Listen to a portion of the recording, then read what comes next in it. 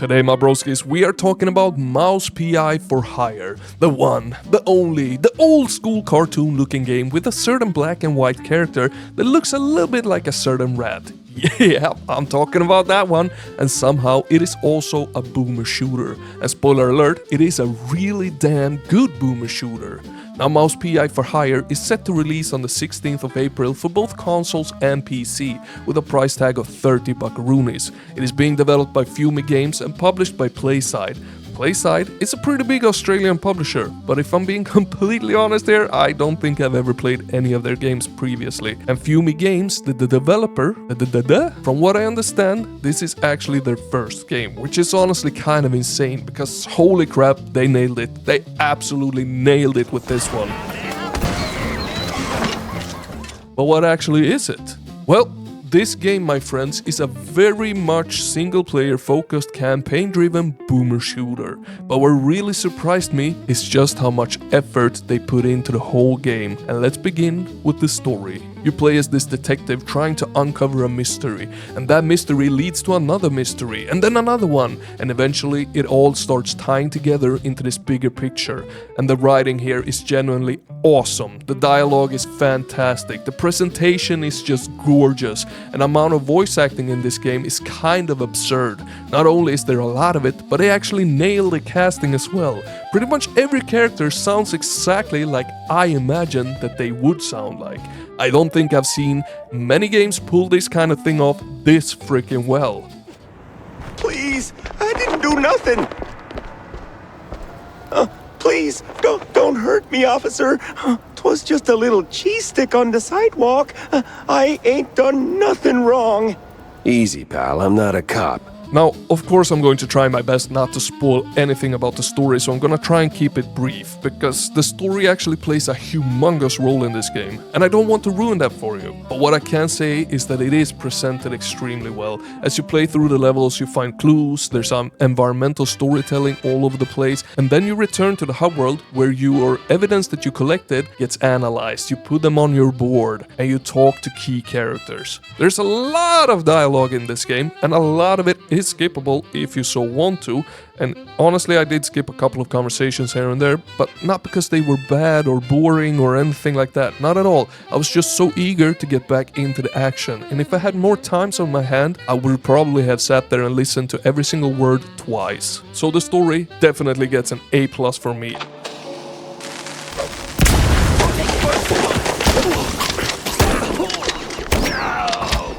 But I know that a lot of you are here for the gameplay, and I'll be honest, before I played it, I was one of those people who thought that this game might end up being all style and not much else.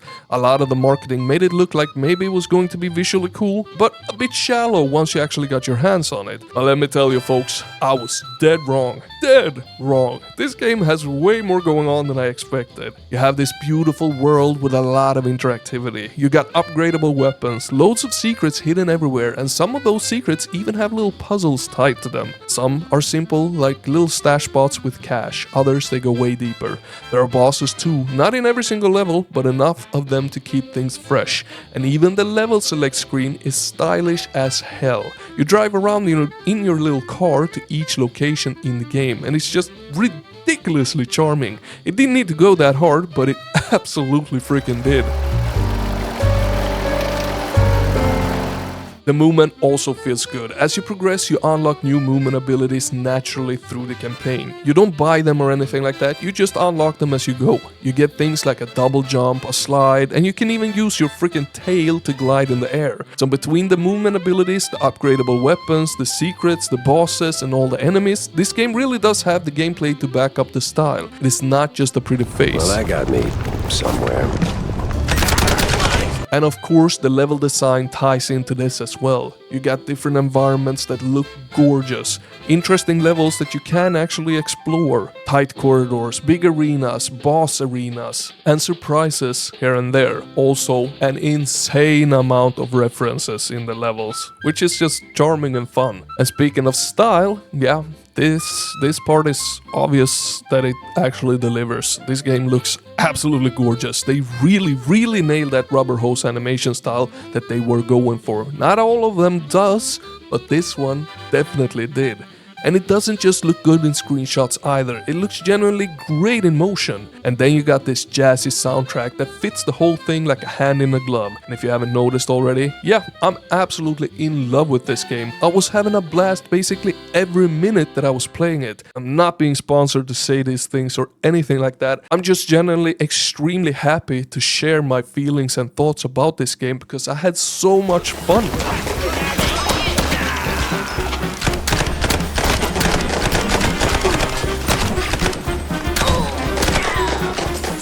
And the amount of work that they actually put into this visually is freaking mind-blowing. There are apparently over 64,000 hand-drawn animations in the game, and they look so good. But if I do have to nag on a few things here, well, there are a couple of issues. I ran into two pretty major bugs during my time with it. In one case, I found an item for a side mission that was really well hidden, and then I just couldn't pick it up, which sucked because I actually found the damn thing. And in another case, I somehow got thrown out of bounds during a boss fight. I could reload my latest save, so it wasn't some massive disaster, but it was still a bummer, especially in a game where everything else feels so polished and high quality. I mean, stuff like that just sticks out immediately in that case. She's crazy.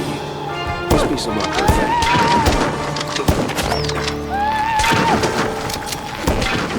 And I also do wish that the combat had just a little bit more going on. I can't fully put my finger on what exact ingredient is missing here because the game does have a lot of enemy types. You got small flying enemies, tankier enemies, shotgun enemies, SMG enemies, melee enemies, shield enemies, and all that good stuff, coupled with some great level design. But even with all of that, they still end up feeling a bit too similar to each other. They don't stand apart enough in how they behave, and because of that, the combat can start feeling a little bit too simple at times. It's fun, absolutely, to blow heads off, but it could definitely be deeper. It's not very challenging, and I think the weapon upgrade system could have played a bigger role. The weapons in general could have played a bigger role. The upgrades are there, but they never really feel essential. You can pretty much use whatever weapon you want and still get the job done just fine. And that's not awful, sure, but it does make the combat feel a bit less interesting than it could have been. But they did fix the blood TNT compared to the playtest that I played earlier. Now it's a freaking joy throwing those TNT sticks, dynamite sticks, sorry. They work. They work this time around.